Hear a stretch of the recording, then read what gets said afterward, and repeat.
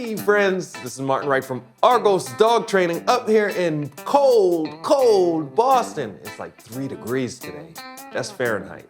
But anyway, what we're here to talk about are pronged training collars and the differences between brands, what brand I use, what brand my friends use, what brands I look at and go, heck no, I'm never using that thing. I don't even want to see that thing. I'm angry at you guys for making that thing. Why? Yeah, we have some of those kind of prong collars too. So here we go. Okay, so which collar should I start with? I'm gonna start with the most basic and the best tool, one of the best tools out there in the whole world, and that's the pronged training collar made by Herm Sprenger, right? This is the tool that I generally give to my clients as a pronged training collar. It is the best made tool. I don't know if they've been doing it the longest, but there's a couple features. One is that, as you can see here, this prong and that prong cannot touch each other. That's pretty cool. I like that. The shape of the prongs have been engineered over years, you know, and even the center plates. When I started training, they didn't have this center plate here in the center, and that adds a nice effect as well to the collar. The prong training collar is a martingale collar. So what does that mean? That means, this one is kind of hard to see, but that means that if I pull on this, you'll see both ends of the collar engage. And what that does is actually the tension all the way around. When this is on a dog the way it should be, the tension should be equal all the way around the dog's neck, right? And that's a big deal. The best tool to use if you're gonna use a prong training collar, one of the best tools is the Herm Sprenger collar.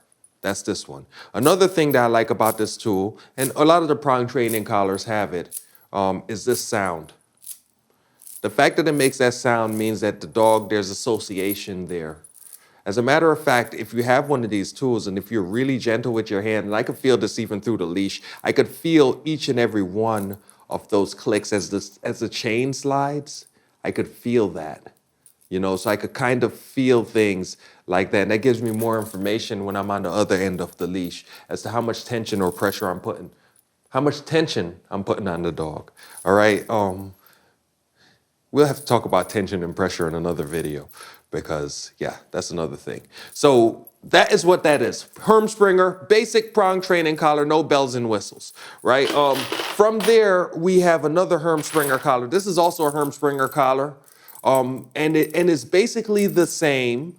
All the prongs are nicely machined, you know, it's good D-ring. The material feels good, not too heavy, not too flimsy type of materials, really good feeling in the hand. This collar though has a quick release on it, right? So that way we can easily, you know, put it on the dog with this quick release feature like that, right? While the other collar, if I'm gonna put it on a dog, the more basic one, I have to pop it open like this. Put it around and pop it back closed. This one, I could just press that and look, it's open, right? For me, that is a plus and a minus, and it's mostly a minus. It's more a minus than a plus because if I could lose a dog just by doing this, I don't like that. I'm not a big fan of that. I don't want my dog's collar to come open just because a little bump. Because the dog could be next to me and they could be walking along and say this is my leg as we're walking along and they could come and they could bump their neck on my leg, right? They bump on it and then just like that, they bump, gotta get my fingers out the way. They bump on it and just like that, the collar is loose and the dog is out, you know, out of the collar. My dogs are not gonna run away if they happen to lose the collar. I don't think my dogs would ever want to leave me. If I take a steak and I throw it in the field, I'm pretty sure my dogs are gonna be like, nah, you can't get rid of us that easy. You're stuck with us for life. Yeah, and as we train, and I train my dogs with this tool, and they love me the same like that. But that's the thing, is that this is really, I don't like this clip. I'm not the only one. So what happened over time is that people had this tool and they're like, yeah, the quick release feature is good, but we have to do it in a way that is better. And then people have come up with this. This is actually, I believe, an aftermarket part. In other words, Herm Sprenger does not. I don't know, maybe they do now sell something like this, but this I believe is a aftermarket part. And what this is once again, it's a quick release. That's what it is.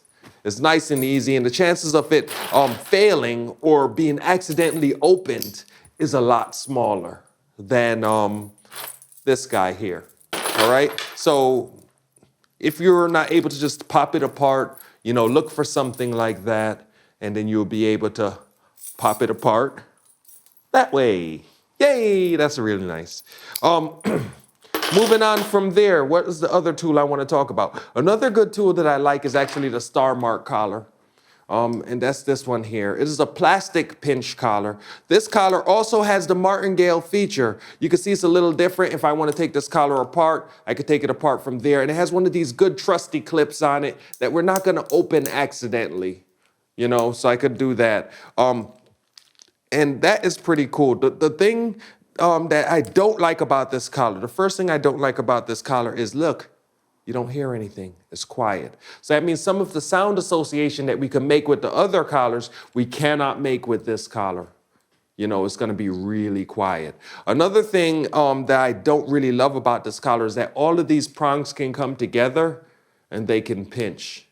And we have some dog breeds that have really thin skin. A lot of the times, the American Pit Bulls, you know, those dogs, they have really thin, velvety skin right underneath their neck. And if this is at the side where it's underneath their neck a little bit, this little pinch could catch the skin, and it could actually tear the skin a bit. So even with gentle motion, if the dog pulls hard, if the dog is a hard puller, that could start to cause minor small cuts. And that is what I don't like about it. But generally, if you have a poodle or you have a dog with a lot of hair, and if you're not using too much tension, or if you have a soft temperament dog, a dog that like a little bit of tension, a little bit of curling that pinky can go a long way in your communication, this is a good tool. It's also low profile, and I like that too. Like it could be on a dog and, you know, it looks pretty cool to me, like how that looks. So never pick a tool by how it looks, never pick a dog by how they look, but you know, if you like the tool and it looks good, then that's helpful too. All right, so that's the Starmark, great tool. I think it's made in Texas or somewhere, good tool. Let's talk about some things that we might see on the market that are not that great. And the first one I'm gonna start with is this tool here. Now, just picking up this tool, I could feel, first of all, the metal feels weird on the tool. You know, it doesn't feel very strong or very together. And that's a thing. If you look at the shape of the prongs, yeah, they're trying to pull out the Herm Sprenger thing, but these prongs, as they are, they're really long in the bottom section. Taking them apart, it does come apart that way. But another thing about this collar is it has a nice plastic clip like that. So the problem with this collar, though, is that it doesn't have that martingale feature. So when I pull on this collar, what will happen is if my leash is here and the dog is pulling, I'm gonna have a really strong spot here at the other end of the collar. And that could cause, you know, more of a problem than if the tension was, instead of being right here at this one pressure point, was spread more around the collar. Another reason why I don't like this collar is because the machine work. I could actually see some like little, looks like little burrs on the end of this. It is flat.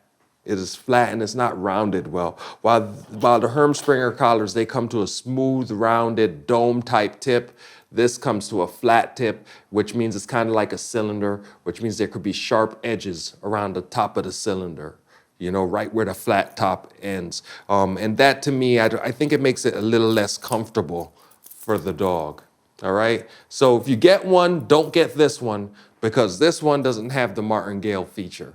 Make sure you have that martingale feature. And that is, you know, the chain here, the round chain here, that is the feature that we're talking about, you know, with that round chain in there, because that takes the tension off the point and it puts it here at the sides and around the collar. Another tool, yikes, you guys. This is probably the worst thing I've seen all day. I really don't like this tool at all. If you look at it, the prongs, they spread out to the side, they get all fat. I guess that's to make it so that way you can't take it apart. You know, it doesn't fall apart easily, you know, but I don't like that. I don't like that it has the cylinder top, the flat edge. This feels really sharp. As a matter of fact, they know that this tool is so poorly machined that they gave us these little choke hazards, you know, to put on the end of the tool. Now this looks pretty cool and you're like, oh, it just made it softer and it rounded it out. But what happens is first of all, we spend the time putting these on, and then as you work with the collar and you use it for a couple weeks, they start falling off independently. So then you end up, and you can't find them. You never even notice. You're walking down the street, one of them falls off, you don't even notice it, and pretty soon you're back to this thing again with the you know, the sharp edges. You know, I don't want my prong collar to have to come with other safety stuff. Or, you know, I want it to be built into the tool.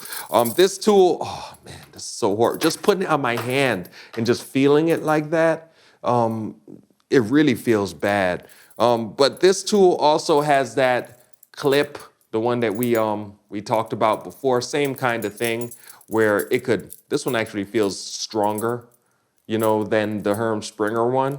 So maybe this would be better than the Herm Sprenger one, but it has that clip where if pressure is on this end of it and pressure is on that end of it, it will clip and it will fall open, you know, and they have to put some kind of clip on it because there's no way that you're gonna push that off the end and then put it back into those little holes, right?